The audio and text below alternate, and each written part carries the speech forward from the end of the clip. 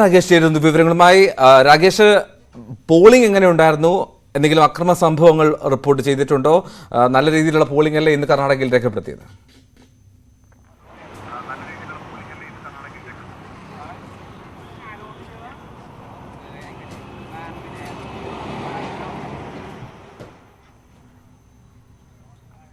എൽദോ, മെച്ചപ്പെട്ട പോളിംഗ് തന്നെയാണ് കർണാടകത്തിൽ ഇപ്പോൾ ഉണ്ടായിരിക്കുന്നത്. കാരണം 65.69% പോളിംഗ് ആണ് 5 മണിവരെ ഉണ്ടായിരിക്കുന്നത്. അതായത് 6 മണിവരെയുള്ള കണക്കുകൾ പുറത്തു വരുമ്പോൾ സ്വാഭാവികമായും അത് 75% പോളിംഗ് ഉണ്ടാകാനുള്ള സാധ്യതയാണ് നിലവിലുള്ളത്. അങ്ങനെയെങ്കിൽ കഴിഞ്ഞ തവണത്തേക്കാൾ കൂടുതൽ പോളിംഗ് ശതമാനം ഇത്തവണ രേഖപ്പെടുത്തിയെന്ന് പറയേണ്ടി വരും. കാരണം കഴിഞ്ഞ തവണ 72.13% പോളിംഗ് ആണ് രേഖപ്പെടുത്തിയത്.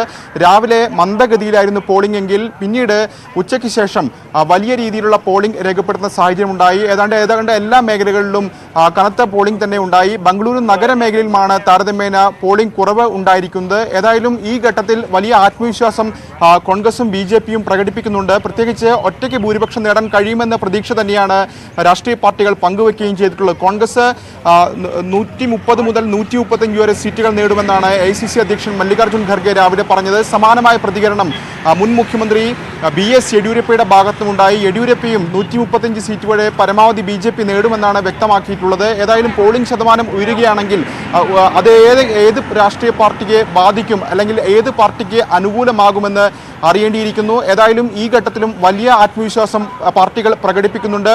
ഏതായാലും പോളിംഗ് സമയം അവസാനിച്ചെങ്കിലും ഔദ്യോഗികമായി വോട്ടെടുപ്പ് അവസാനിച്ചിട്ടില്ല. കാരണം പല ബൂത്തുകളിലും ഇപ്പോഴും വോട്ടർമാരുടെ നീണ്ട നിരയുണ്ട്. സ്വാഭാവികമായും അവർക്ക് കൂടി വോട്ട് ചെയ്യാൻ അവസരം നൽകിയതിനു ശേഷമായിരിക്കും വോട്ടെടുപ്പ് അവസാനിക്കുക. ഒപ്പം തന്നെ അന്തിമ തീരുമാനം, പ്രത്യേകിച്ച് 5 മണിവരെയുള്ള കണക്കുകളാണ് ഔദ്യോഗികമായി ഇപ്പോൾ കമ്മീഷന്റെ ഭാഗത്തുനിന്ന് വന്നിട്ടുള്ളത്. അപ്പോൾ അടുത്ത കണക്ക്, എത്ര ശതമാനം പോളിംഗ് എന്ന കണക്ക് അല്പസമയത്തിനകം ലഭ്യമാകും.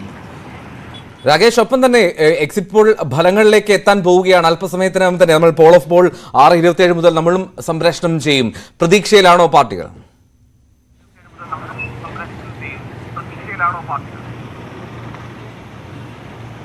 തീർച്ചയായും വലിയ ആത്മവിശ്വാസം രണ്ടു പാർട്ടികളുടെയും ഭാഗത്തുനിന്ന് ഉണ്ട്. കാരണം കേവല ഭൂരിപക്ഷം അത് നേടുകയെന്ന് തന്നെയാണ് പാർട്ടികളെ സംബന്ധിച്ച്, BJPയെയും കോൺഗ്രസിനെ സംബന്ധിച്ച് ഏറ്റവും നിർണായകമായ ഘടകം. കാരണം JDS എന്ന പാർട്ടി ഓൾഡ് മൈസൂരു മേഖലയിൽ ശക്തമാണ്. കഴിഞ്ഞ തവണ നമ്മൾ കണ്ടതാണ്, 2018 ആർക്കും ഭൂരിപക്ഷമില്ലാത്ത സാഹചര്യം ഉണ്ടാവുകയും പിന്നീട് ആദ്യം യെഡിയൂരപ്പ മുഖ്യമന്ത്രിയായി, പിന്നീട് ആ സർക്കാർ യെഡിയൂരപ്പയ്ക്ക് ഒരു ദിവസം കഴിഞ്ഞപ്പോൾ രാജിവെക്കേണ്ടി വന്നു. അതിനുശേഷം കുമാരസ്വാമി മുഖ്യമന്ത്രിയായി. ആ സർക്കാരിനെ അവശേഷിച്ചത് 1 വർഷം മാത്രമാണ് അവർക്ക് തുടരാൻ കഴിഞ്ഞത്. അങ്ങനെ പല രാഷ്ട്രീയ നാടകങ്ങൾക്ക് വേദിയായ സംസ്ഥാനമാണ് കർണാടകം. അത്തരമൊരു സാഹചര്യം ഉണ്ടാക്കാതെ ഒറ്റയ്ക്ക് ഭൂരിപക്ഷം നേടുക എന്ന ശ്രമങ്ങൾ തന്നെയാണ് പാർട്ടികളുടെ ഭാഗത്തുനിന്നുണ്ടായിട്ടുള്ളത്. ഏതായാലും ഈ ഘട്ടത്തിലും BJPയും കോൺഗ്രസും ഒരുപോലെ വ്യക്തമാക്കുന്നത് 113 എന്ന മാന്ത്രിക സംഖ്യ, അത് മറികടക്കാൻ കഴിയുമെന്ന പ്രതീക്ഷ അവർ വെച്ചു പുലർത്തുന്നുണ്ട്. അപ്പോൾ ഓൾഡ് മൈസൂരു അടക്കം മേഖലകളിൽ ഈ രാഷ്ട്രീയ പാർട്ടികൾ നടത്തുന്ന, ഈ 2 പാർട്ടികൾ നടത്തുന്ന പ്രകടനങ്ങൾ സ്വാഭാവികമായും ഒറ്റയ്ക്ക് ഭൂരിപക്ഷം എന്ന കാര്യത്തിലേക്ക് എത്താൻ നിർണായകമാവും. അതുണ്ടാകുമോ എന്ന് അറിയാം. ഏതായാലും അല്പസമയത്തിനകം എക്സിറ്റ് പോളുകൾ വരും. നമ്മളും എക്സിറ്റ് പോളിനായി സജ്ജമാണ്. വളരെ കൃത്യമായിട്ട് രാകേഷാണ് വിവരങ്ങൾ നൽകിയത് ബംഗളൂരുവിൽ നിന്നും. Exit poll ഫലങ്ങൾക്കായുള്ള കാത്തിരിപ്പിലാണ്. 6:27 മുതൽ ന്യൂസ് 18 കേരളത്തിലും എക്സിറ്റ് പോൾ ഫലങ്ങൾ, പോൾ ഓഫ് പോൾ തത്സമയം കാണാം. തുടരുക ഇടവേളയ്ക്ക് ശേഷം.